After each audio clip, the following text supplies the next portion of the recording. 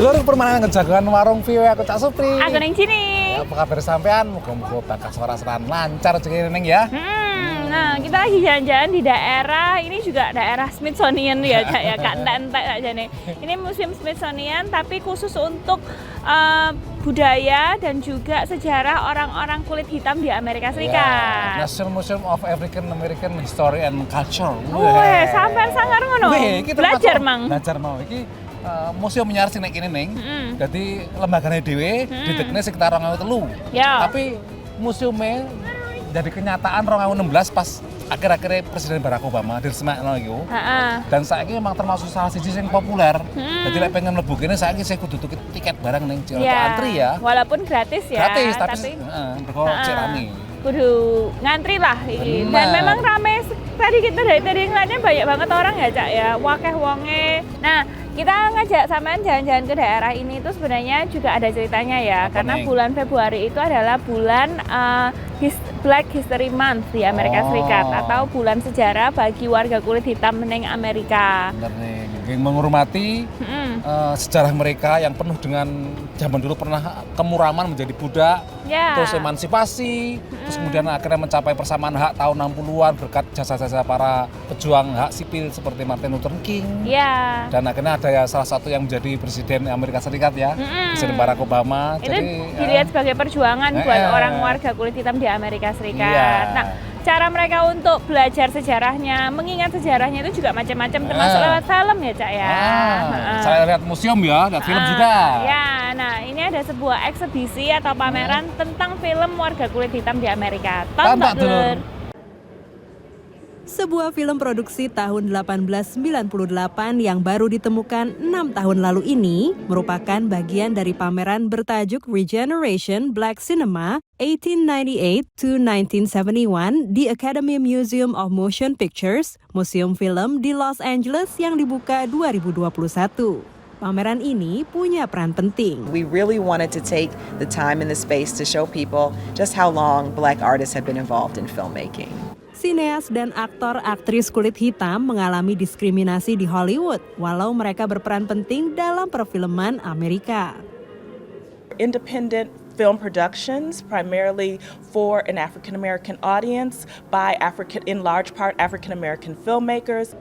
Kita bisa melihat skrip dan poster film-film lama, kostum seperti dari musikal Stormy Weather tahun 1943 yang dibintangi Lena Horne, juga Porgy dan Bess tahun 1959 yang dibintangi Sammy Davis Jr.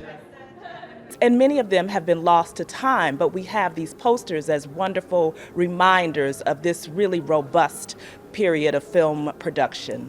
Mayoritas film diproduksi dengan biaya rendah mencakup berbagai genre. We have cowboy films, we have adventure films, we have dramas.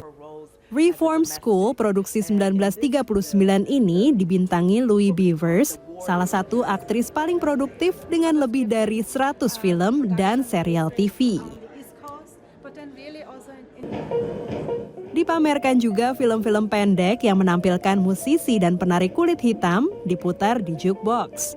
Misalnya Nicholas Brothers yang terkenal di panggung musikal, juga Paul Robeson, seniman konser yang lalu menjadi terkenal di Hollywood. Pada tahun 60-an, banyak film mengeksplorasi isu ras dengan bintang seperti Harry Belafonte dan Sidney Poitier yang menang penghargaan aktor terbaik Oscar 1963 lewat film Lilies of the Field. Dari Los Angeles, California, VOA.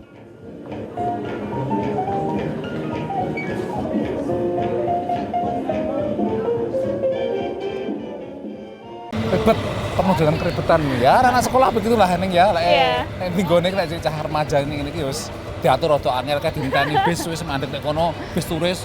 Kuwi yo akeh sing kira ada udin lho dadakno. Iya kok. Apa iki moro-moro. Cuacane ngene terus ya. Terus bar iki aja nding kok sik nonton sampe ajak memperingati bulan sejarahe wong kulit hitam nek nggon Amerika dulur ya. Sampe sing siji iki.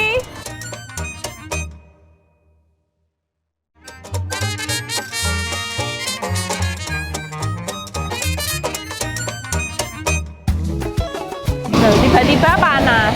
Lah ya panas, gerimis. Wes pokoknya galau cuacanya kayak ati sampean galau. Lo. Nek ora galau ngenteni opo? Ngenteni hujan aja dinteni. Pacar dinteni. Nek udan dinteni ya jenenge kebangetan ngenteni sing ora perlu gitu. Nah, Isa ngobrol-ngobrol tentang menyambut ya sejenis bulan Februari, bulan memperingati hari bulan sejarah warga kulit hitam di Amerika. Ya emang sejarahnya yo panjang ini ya.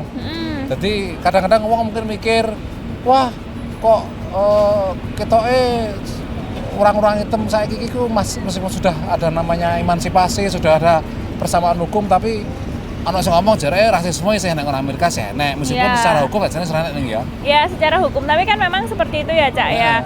Hukum yang tertulis itu memang implementasi atau penegakannya itu mungkin berbeda gitu. Dan memang aturannya banyak, tapi dinamika sosial itu juga tidak mungkin dipungkiri karena ya namanya mungkin ada yang turunan ya, kayak keluarganya ngajarin anaknya untuk ngelihat warna kulit itu sebagai sesuatu yang berbeda, itu nontonnya beda ngono lho. Makanya kayak kasus-kasus misalkan kekerasan polisi terhadap orang kulit hitam itu juga dianggap wah ini polisi Amerika masih rasis meskipun ada yang bilang itu oknum kok, bukan sistemnya, oknum, tapi orang hitam menganggap oh enggak, memang sistemnya udah melekat mendarah daging bahwa itu ada rasisme. Ini kita juga ada cerita lain soal warga kulit hitam di Amerika Serikat ya, Cak ya. Termasuk bagaimana caranya mereka itu belajar untuk melestarikan cerita-cerita yang ada. Nah, biasanya itu kan diturunkan lewat mulut ke mulut ya, biasanya keluarga, cerita dongeng. Juga. Ya, nah ini dibikin juga library atau perpustakaan yang isinya itu cerita-cerita soal warga kulit hitam. Tanda telur.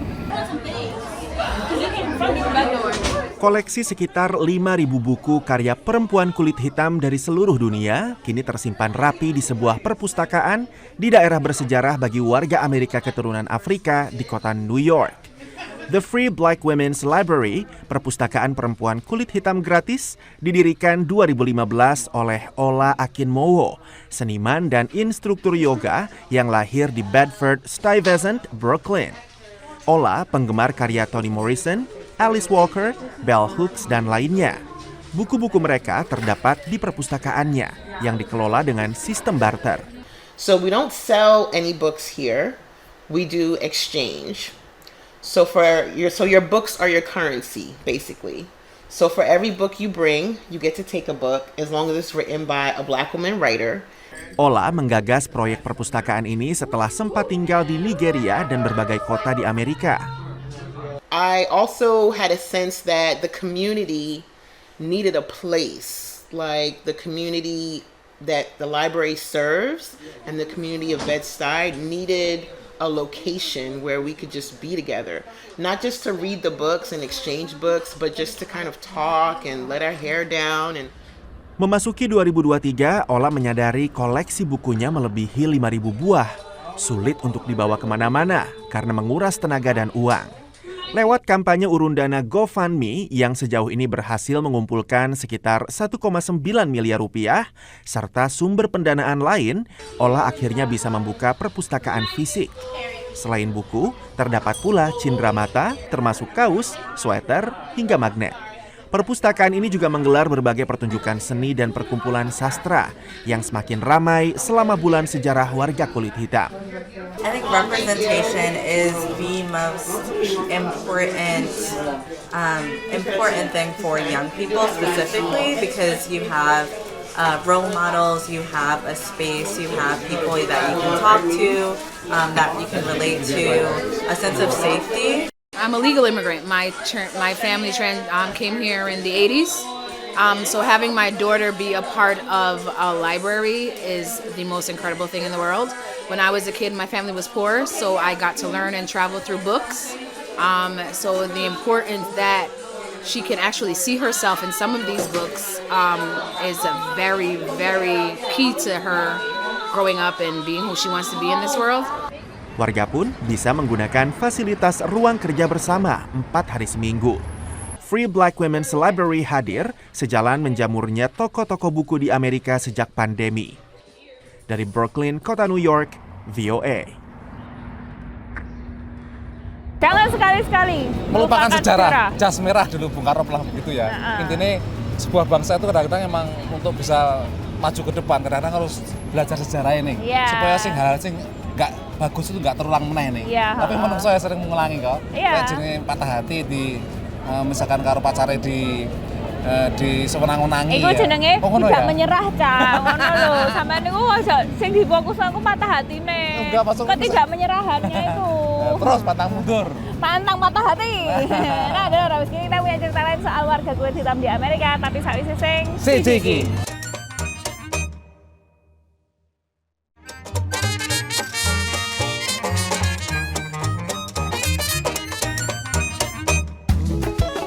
Panas meneh. Wis ngene iki lah wis. Karepe opo? Ya kita hadapi namanya juga alam itu kan punya karakter-karakter yang kadang-kadang tak unpredictable ning. Wah.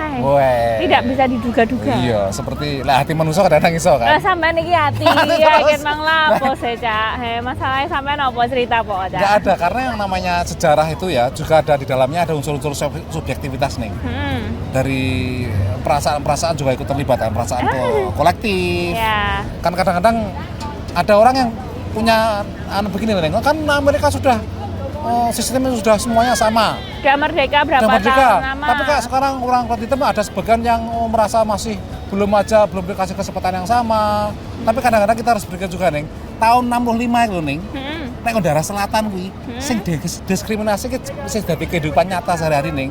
Sampai nek misalkan yang kamar mandi kuwi ning dipisah. Cek dipisah nih. Nek nggon tempat-tempat wong ireng misalkan nggak boleh manggung nek nggon panggungnya orang kulit putih.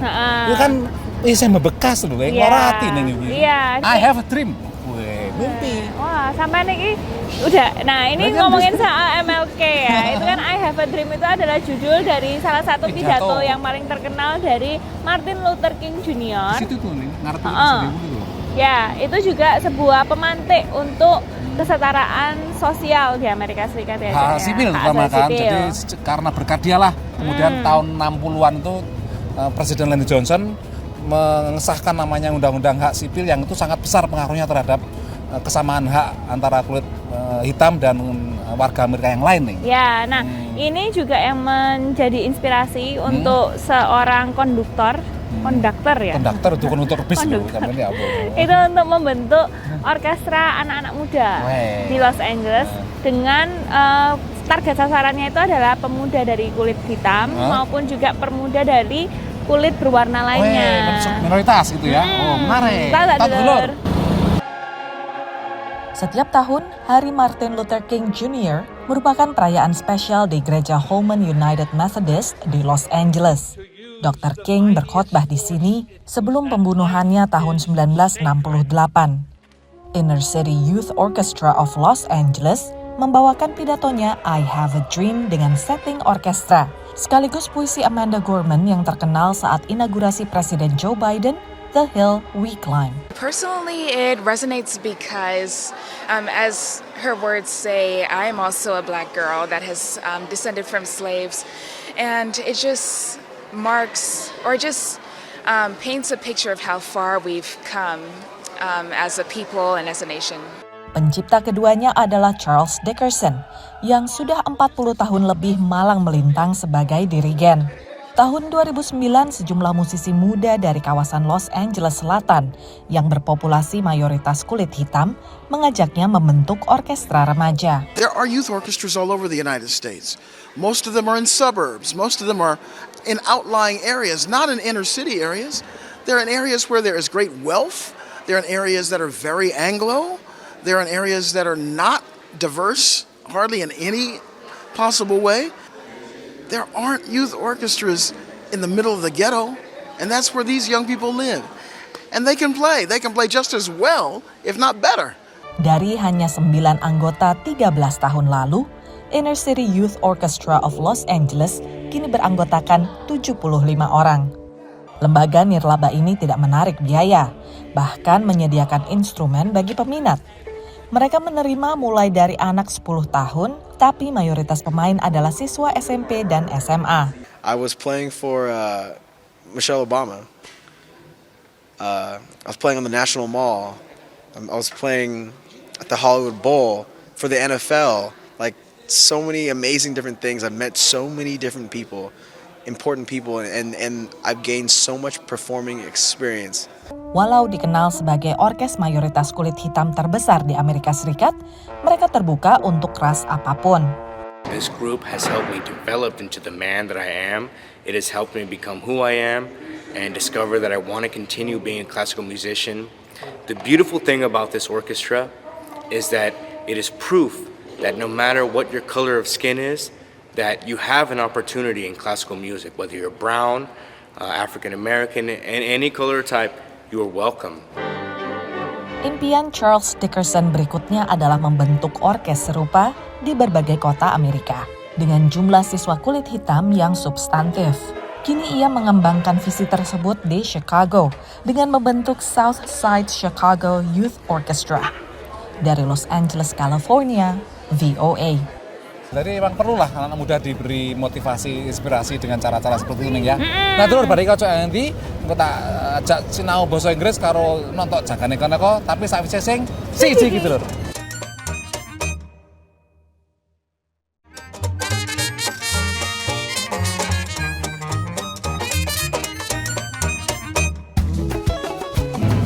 Lah nek caca akeh lho iki waris iku ya. Berarti sampai digilir apa memang sampai saiki lho wis pirang tahun ya kira-kira wis pirang tahun 2016 sih pirang tahun kan ini 6 tahun 6 tahun ya iya wih isih tetep kudu ngangge tiket ya cek nunggu lek wis gampang mlebune ngono tapi ya sekarang kadang-kadang itu juga kemarin kan ditiketi soalnya ono covid ya Cak ya jadi salah sijine kuwi ya dijatah wong-wong sing iso masuk iku cuma jam segini sampai segini. Tapi sekarang kalau kita lihat di museum-museum di Washington DC itu sudah nggak ada keharusan menggunakan masker bebas. Terus nggak ada kapasitas maksimum lagi ya, atau udah mulai kembali normal. Bener-bener tahun ini mulai bener-bener normal itu udah normal sih. Sudah mulai masuk. Bener-bener kayak sebelum COVID ini ya, suasananya ini ya. Bukan new normal lagi ya? Oh, nggak ada normal, kayak normal beneran lah ya. Kayak normal beneran ini istilahnya apa? Enak nggak? The real apa? The real normal. Daripada ngelendur mending belajar bahasa Inggris dalam English in a minute. Welcome to English in a Minute. We all know it's important to have good friends in your life. But this phrase doesn't seem to encourage friendship. Have you met the new guy, Crisp? I have, and I'm going to keep him at arm's length. What? Why? I mean, what do you have against Crisp? Jonathan, it's for my own protection. I've known a lot of Crisps in my life, and they've all broken my heart. You've met other Crisps? If you keep someone at arm's length, you keep a distance between you and that person, like the length of an arm. It can be an actual physical distance or an emotional distance, like Anna has with guys named Crisp. And that's English in a Minute. Saiki. Giliran nih. Jagat. Neko.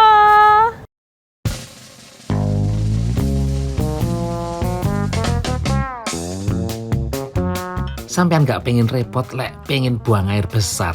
Wis tuku wae toilet pinter kaya sing dipamerno nang pameran teknologi CIS nang Las Vegas kapan kae. Toilet Numi sing regane 152 yuta rupiah iki iso buka tutup otomatis. Saliyane kuwi dilengkapi ambek asisten elektronik sing iso main musik lan maca berita.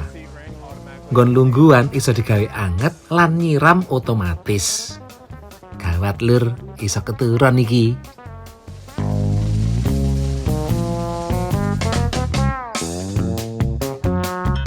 Isih inovasi teknologi nang pameran CIS, saliyane toilet pinter dipamerno uga perahu terbang elektrik. Cuma ya kuwi lur, regane 6 miliar rupiah. Inovasi liyane alat nggo bantu wong nganggo lipstik utawa benges. Alat iki jarine nggo bantu wong sing pengen bengesan tapi tangane wis ora iso obah mergo kena penyakit utawa wis tuwek. Dijamin ora njlebret kabeh nang lambe iki lur.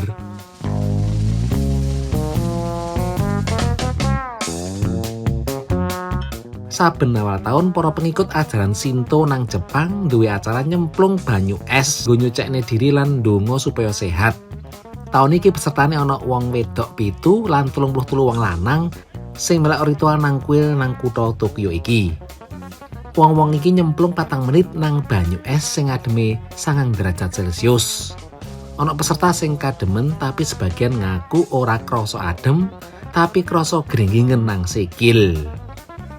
Lho kungkume lungguh ambek sila ta? Kok gringgingen? Sumuk. Wah, sumuk. Tapi yo ben lah ra Kok salah maneh. Iki saltum kok bolak-balik ngono yo. Wis ben tak goleki anu tak copot bar ngoncone sampean kabeh lur ya. Nah, sekarang ini mulai masuk musim semi ya, Cak ya. Sakjane resmine durung emang ning. Resmi secara masuk musim semi ku sakjane durung, cek sekitar Maret akhir nggak salah ya. Tapi cuaca biasanya emang ini mulai rada anget-anget ngono ning. Tapi ya bener sampean mau jarene aku kurang kabar arep ono badai vortex meneh nih. Wah, iki ngeri ya, wadem nek daerah New York sampai nggon ade bagian sithik yo. Terus nggon bagian California iki yo. Wadem wingi ono salju barang jadi ini. Makane agak anomali ya perubahan cuacanya ini emang agak ekstrim. Makanya tetep wong kene kudu siap-siap ning. Jadi makanya nek jeneng ramalan cuaca penting nang Amerika ning. Ya kudu selalu memantau lek arep pengen metu duwe gawe. Soalnya beda. Sunatan utawa arep piye ngono kudu. Soalnya rondok beda tekan Indonesia misalnya yang cuacanya itu bedanya antara hujan sama panas gitu ya. Dan cuacanya itu rata-rata di sekitar suhunya sekitar sak ngono-ngono tok ya. Di sini tuh memang agak ekstrim jadi persiapannya yo kang pakaiannya, sepatunya itu memang agak ribet. Nah, dulur sudah 30 menit kami menemani sampean. Misalnya sampean dua pertanyaan atau pengen tahu cerita-cerita apa nang Amerika, langsung kirim ke warung@voanews.com atau nang Facebook kata kuncinya warung VOA aku Cak Supri. Aku neng Jini dari Washington DC, neng belakangnya kamera ono Cak Rifan. Yun pamit dulur.